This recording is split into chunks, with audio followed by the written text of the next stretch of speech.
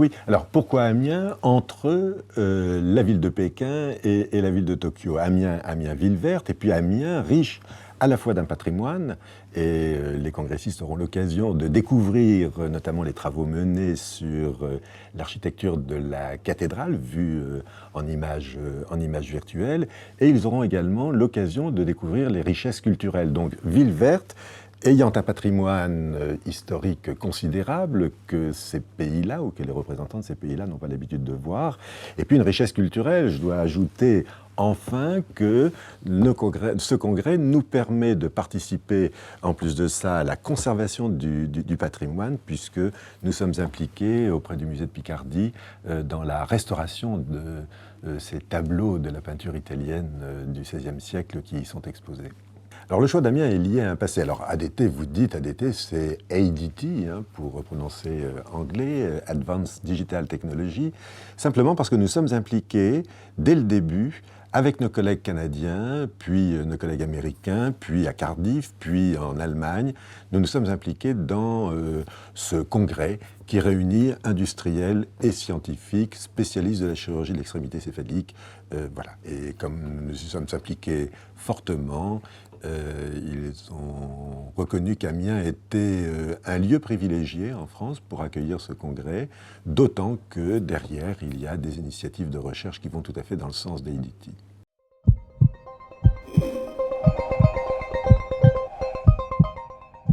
Les principaux thèmes sont bien sûr les biotechnologies, les nanotechnologies, la robotique, les applications médicales concernant la navigation, la simulation, tout un tas de nouvelles technologies qui sont tournées vers le futur de la prise en charge des patients, le tout centré sur la reconstruction et l'extrémité céphalique, bien sûr. Il y a 5 orateurs qui ont été conviés, dont bien sûr M. de Vauchel, qui est donc le président du congrès et qui va nous présenter les avancées technologiques et médicales dans le thème des transplantations de face, bien sûr. Il y a M. Stephen Feinberg, qui vient des États-Unis, qui nous présentera les dernières avancées dans les nouvelles technologies dans l'ingénierie tissulaire. Il y a une professeure de Paris qui s'appelle Madame Gazot, qui sera également impliquée dans l'organisation d'une session sur l'IRM et les nouvelles applications de l'imagerie.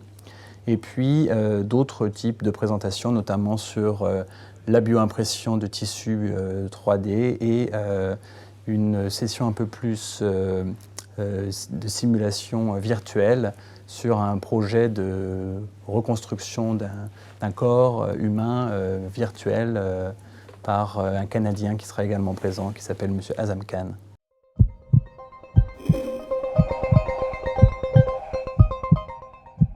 Alors, on a vu, ce qui est assez intéressant, c'est que la transplantation faciale continue, mais elle a besoin maintenant d'être validée comme étant effectivement l'une des techniques les plus élaborées, les plus sophistiquées pour reconstruire les grandes défigurations, mais on sait aussi, malheureusement, qu'elle porte en elle un certain nombre de contraintes dont il faudrait pouvoir s'exonérer un petit peu.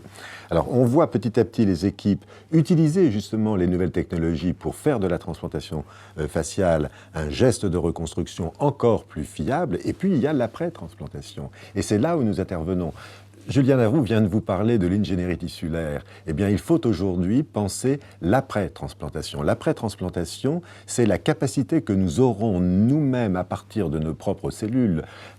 Tout le monde a entendu parler des cellules souches, à partir de nos propres cellules, de nous reconstruire. Et à ce moment-là, on arrivera à s'échapper de ce dilemme auquel nous sommes confrontés aujourd'hui, qui est celui de la tolérance. Nous sommes, en tant qu'êtres humains, avec notre propre identité, nous sommes extrêmement intolérants, aussi bien d'ailleurs aux biomatériaux, qui ne sont pas si bio que cela, que nous sommes intolérants effectivement dans le cadre des transplantations. Et donc il y a là de nouvelles voies à trouver en termes de reconstruction.